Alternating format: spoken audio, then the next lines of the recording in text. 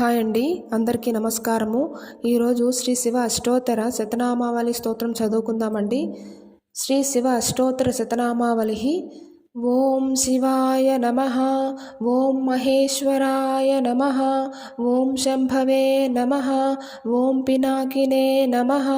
ఓం శశిశేఖరాయ నమః, ఓం వామదేవాయ నమః,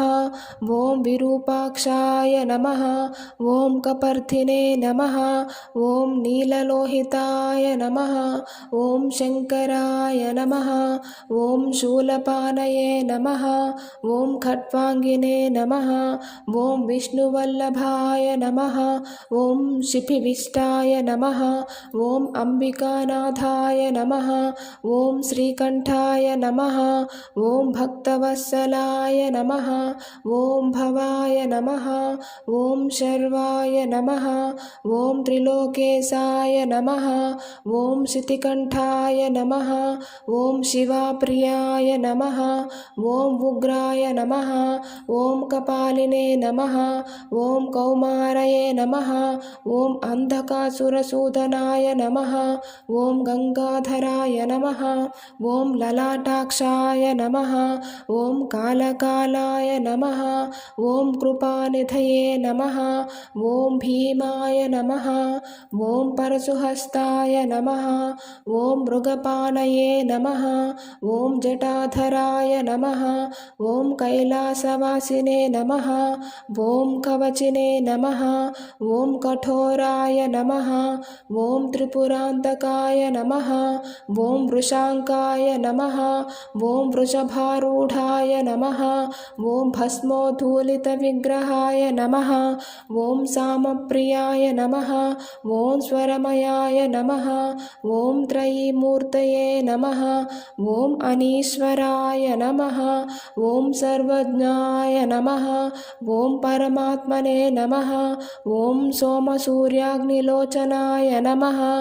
ఓం హవిసే నమః, ఓం యజ్ఞమయాయ నమః, ఓం సోమాయ నమః, ఓం పంచవక్త్రాయ నమః, ఓం సదాశివాయ నమః, ఓం విశ్వేశ్వరాయ నమః, ఓం వీరభద్రాయ నమః, ఓం గణనాథాయ నమః, ఓం ప్రజాపతయే నమః, ఓం హిరణ్యరేతసే నమః, ఓం దుర్ధర్షాయ నమః, ఓం గిరీశాయ నమః, ఓం గిరిశాయ నమః, ఓం అనఘాయ నమః, ఓం భుజంగభూషణాయ నమః, ఓం భర్గాయ నమః, ఓం గిరిధన్వనే నమః, ఓం గిరిప్రియాయ నమః, ఓం కృత్తివాసనే నమః, ఓం పురారాతయే నమః, ఓం భగవతే నమః, ఓం ప్రమథాధిపాయ నమః, ఓం మృత్యుంజయాయ నమః, ఓం సూక్ష్మతనవే నమః, ఓం జగద్వ్యాపినే నమః, ఓం జగద్గురవే నమః, ఓం వ్యోమకేశాయ నమః, ఓం మహాసేనజనకాయ నమః, ఓం చారువిక్రమాయ నమః, ఓం రుద్రాయ నమః, ఓం భూతపతయే నమః, ఓం స్థానవే నమః, ఓం అహిర్బుజ్ఞాయ నమః,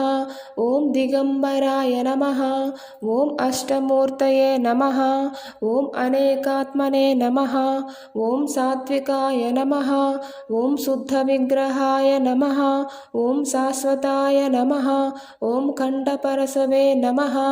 ఓం అజాయ నమః, ఓం పాశవిమోచకాయ నమః, ఓం మృడాయ నమః, ఓం పశుపతయే నమః, ఓం దేవాయ నమః, ఓం మహాదేవాయ నమః, ఓం అవ్యయాయ నమః, ఓం హరయే నమః,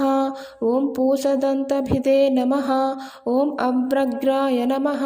ఓం దక్షద్వారహరాయ నమః, ఓం హరాయ నమః, ఓం భగనేత్రభిదే నమః,